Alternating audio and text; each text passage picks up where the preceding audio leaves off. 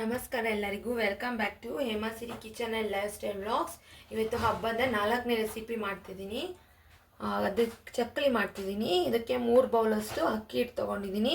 3 ಬೌಲ್ಗೆ 1 ಬೌಲಷ್ಟು ಕಡಲೆ ಪುಡಿ ಕಡಲೆನ ಪುಡಿ ಮಾಡ್ಕೊತೀನಿ.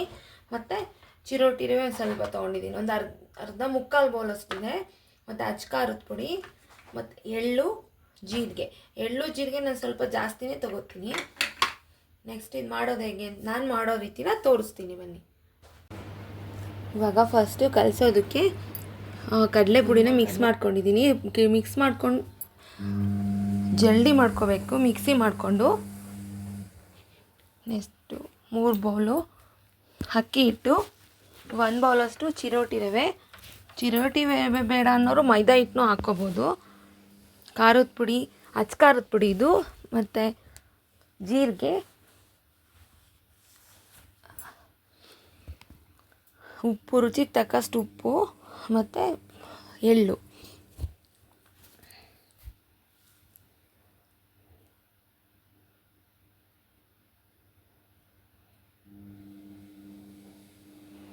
ಎಲ್ಲ ಮಿಕ್ಸ್ ಮಾಡಿಕೊಂಡು ಈ ಕಾದಿರೋ ಎಣ್ಣೆನ ಒಂದು 3 ಸ್ಪೂನಷ್ಟು ಹಾಕ್ಕೋತೀನಿ ನಾನು. ಮೇಯ್ನ್ ಚಕ್ಕಲಿಗೆ ಚೆನ್ನಾಗಿ ಮಿದಿಬೇಕು. ಆಮೇಲೆ ಕಡಲೆ ಪುಡಿನೂ ಜಾಸ್ತಿ ಹಾಕ್ಕೋಬಾರ್ದು. ಬೇಕಾದಷ್ಟು ಎಷ್ಟು ಬೇಕಷ್ಟು ನೀರು ಸೇರಿಸಿ ಚೆನ್ನಾಗಿ ಮಿದಿತಾ ಬರಬೇಕು.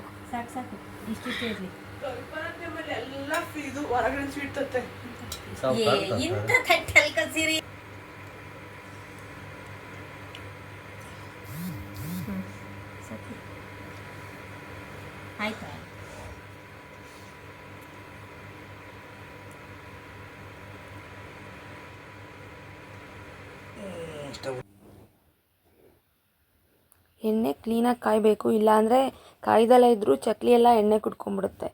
ಮೀಡಿಯಮ್ಮಾಗಿ ಕಾಯಬೇಕು, ಒಂದು ಹದವಾಗಿ. ತುಂಬಾ ಕಾದಿದ್ರೂ ಸೀದೋಗುತ್ತೆ. ಚಕ್ಕಲಿ ಎಲ್ಲ ಬೆಂದಮೇಲೆ ಅದೊಂದು ಸ್ವಲ್ಪ ಅದು ಆ ಥರ ಗುಳ್ಳೆ ಬರೋದೇ ಇಲ್ಲ. ಅದು ಗೊತ್ತಾಗುತ್ತೆ ಹೇಗೆ ಚಕ್ಕಲಿ ಬೆಂದಿದೆ ಅಂತ. ತುಂಬಾ ಚೆನ್ನಾಗಿ ಬಂದಿದ್ದು. ಈ ಥರ ಒಂದ್ಸಲಿ ಮಾಡ್ಕೊಂಡು ನೋಡಿ, ಇಷ್ಟ ಆಗುತ್ತೆ ನಿಮಗೆ.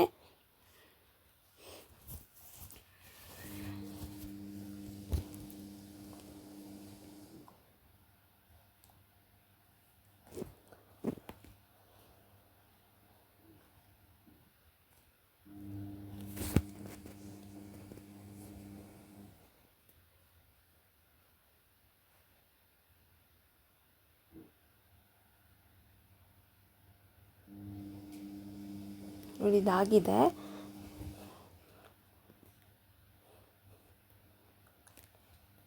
ರೆಸಿಪೀಸ್ ಇಷ್ಟ ಆಗ್ತಿದ್ರೆ ಪ್ಲೀಸ್ ಒಂದು ಲೈಕ್, ಶೇರ್ ಆ್ಯಂಡ್ ಸಬ್ಸ್ಕ್ರೈಬ್ ಮಾಡ್ಕೊಳ್ಳಿ. ಹಬ್ಬದ ವೀಡಿಯೋಗಳು, ನಾಳೆ ಹಬ್ಬದ ಪ್ರಿಪ್ರೇಷನ್ ವ್ಲಾಗ್ ಬರುತ್ತೆ. ನಾಳೆ ಮತ್ತೊಂದು ವಿಡಿಯೋ ಜೊತೆ ಸಿಗ್ತೀನಿ. ಪ್ಲೀಸ್ ಹೊಸ್ದಾಗಿ ನೋಡೋರು ಸಬ್ಸ್ಕ್ರೈಬ್ ಮಾಡ್ಕೊಳ್ಳಿ, ಸಪೋರ್ಟ್ ಮಾಡಿ. Thank you. ಕ್ರಿಸ್ಪಿಯಾಗಿರೋಂಥ ಚಕ್ಕಲಿ ಚೆನ್ನಾಗಿ ರೆಡಿ ಆಯಿತು.